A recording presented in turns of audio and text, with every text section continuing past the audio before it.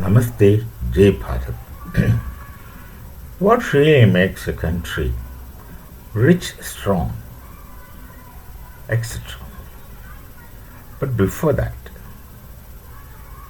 there was a period in the history, that's about just 2000 plus years ago, Bharat was the richest country in the entire world. Richest in every sense of the term. 40% of the GDP of the entire world belongs to Bharat. Knowledge, near 7 lakhs universities belonged to Bharat. Technology of that time and development was entirely with Bharat until the whole thing was destroyed through series of invasions and invaders, and then the Mughal rule and the colonization. Destruction could have been devastating in Bharat had it not been for the Sanatana Dharma. With about 800 years plus Islamic rule in many parts of Bharat, Bharat was never under total Islamic rule at any point in time, but in majority of the places were under their rule. And despite 200 years of colonization and zealous missionary activities, Bharat still remains the Hindu majority nation, Sanatana majority nation. So that's one factor, the way the Upanishad acknowledged tradition and Sanatana Dharma that kept Bharat intact. But what makes a country those days? Why Bharat was richer and stronger those days? First of all, it's our Vedas and the Upanishads and such knowledge tradition which enabled one to venture into all areas of knowledge, not simply to explore, but to go to the ultimate possible knowledge acquisition. That's what they had been doing. They have done it in every possible field. Just look at any area of knowledge and just tell me if it is not unexplored in Bharat. Not simply getting unexplored, going to the height of the maximum possible knowledge of those days. Even today, because many areas, the knowledge what we have obtained, our ancestors obtained those days, is much more beyond what science does today, mechanically and empirically. Those days, one of the important source of strength of a nation was trade. Bharat had trade with almost all places, which few records are available, but most records are not available. One was trade.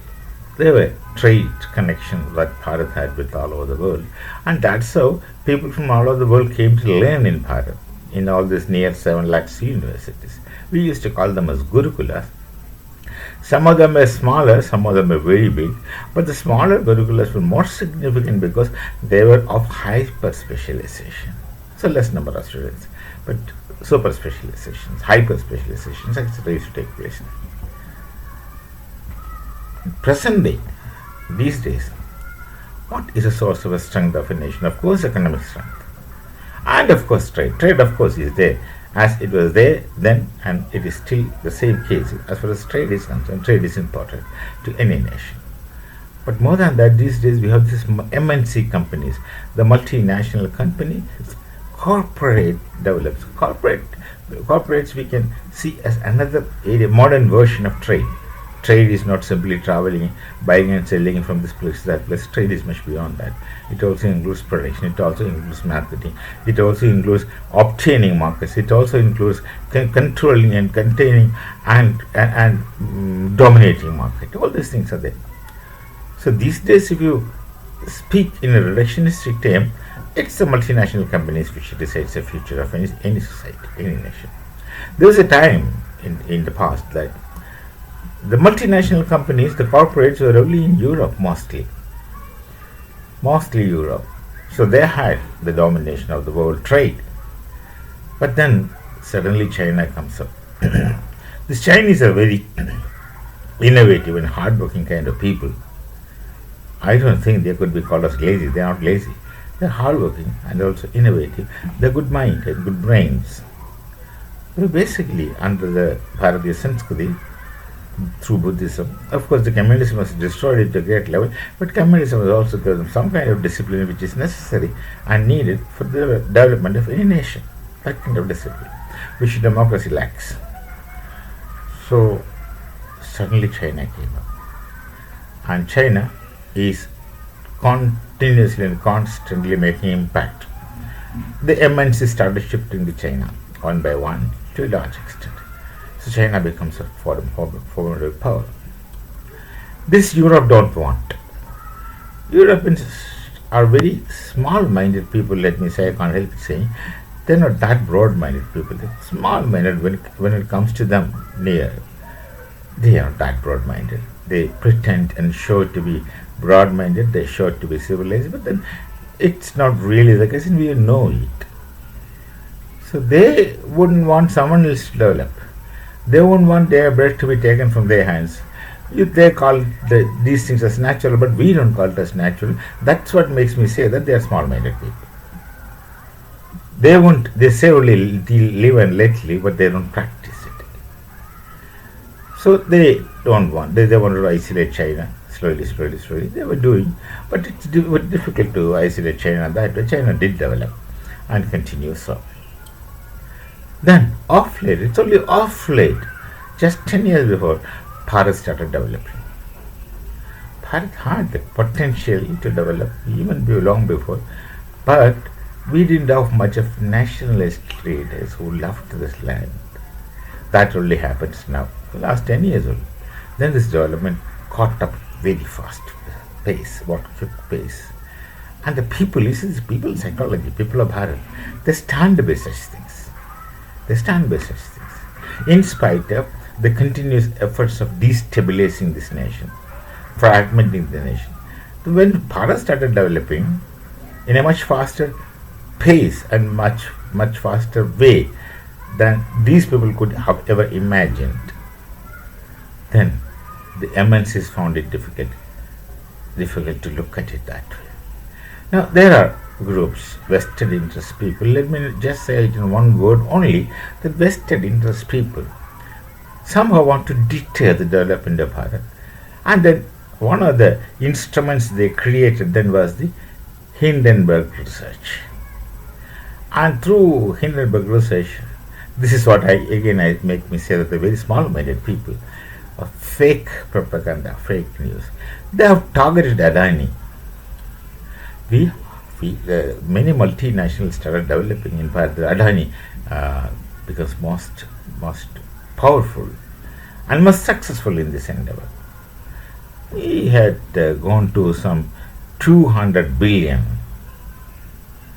and that time this Hindenburg research spread fake news, which of course essentially is lying, and bought some politicians in Bharat. I will have to say that bought some politicians in Bharat.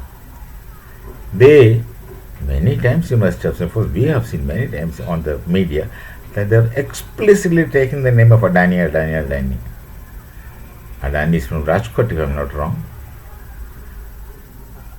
And our Prime Minister is also from Gujarat. I was live here.